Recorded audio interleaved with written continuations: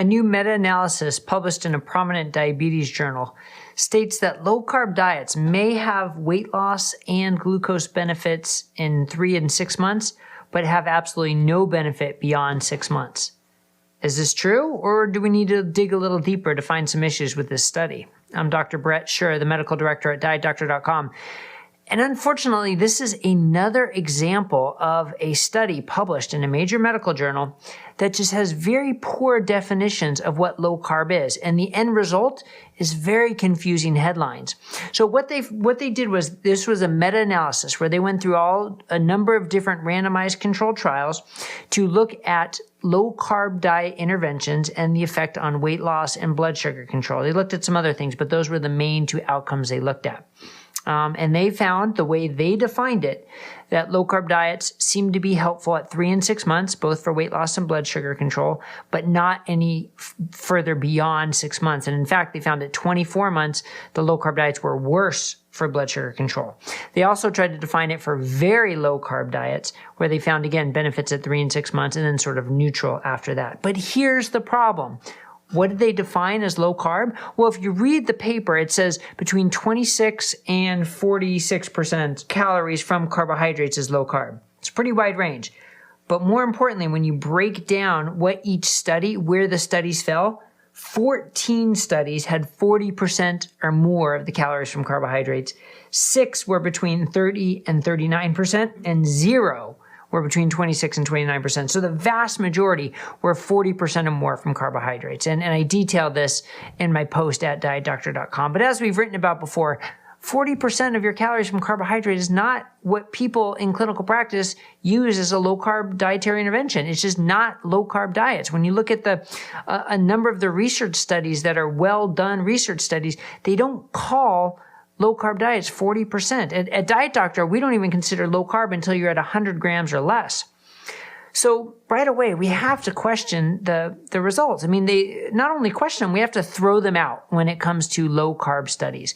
These were not low-carb studies, which they termed low-carb. So it's really unfortunate. I still can't explain why the hemoglobin A1C would get worse at 24 months, since technically the carbs were lower than the other group. But I don't know, for the purposes of a low-carb study, again, it does not matter.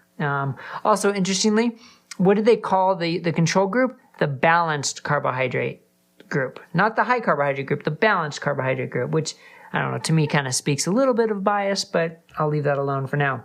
So, okay, what about very low carb? They defined it as less than 26% of the calories from carbohydrates. And they also said less than 130 grams per day. Those were very low carb. Again, not what we would call very low carb, and not what any clinician calls very low carb. But let's look at those even further, right? Because they found benefits in 3 and 6 months, but no benefits beyond 6 months. So one of the studies from Davis in 2009, according to this paper that I'm quoting, that I'm reviewing here, they listed it as a very low carb diet using 20 to 40 grams of carbohydrates. Well, that's how it started. But then eventually they were eating 138 grams of carbohydrates by 6 months. Same for Goldstein in 2011. They were eating 93 grams by 6 months. So the problem is these didn't stay as fixed low carb studies. They may have started low carb and then they started to increase the carbs over time, all the way to 138 grams of carbs. So probably no surprise that weight loss benefits and glucose control benefits lessened over time, because so did the carbohydrate restriction. So, okay, I could go on forever on how this is a complete misuse and misrepresentation of low carb diets, but what can we learn from this? Well, potentially that if someone has type 2 diabetes and wants to gain control of their disease process, that the amount of carbs absolutely matters. That most of the data we have is from ketogenic, very low carb diets with proper definitions of very low carb diets. That is probably the best nutritional intervention. And trying to equate that to low carb diets at 40% carbs or 150 grams of carbs, it just doesn't fit. It just doesn't equate. So I think rather than just turning this into a complaining session about how the authors get the definitions wrong, the main take home is the amount of carbs matter. And if you are looking to control your type 2 diabetes and lose a significant amount of weight, then a very low carbohydrate diet is likely the best nutritional intervention you can do.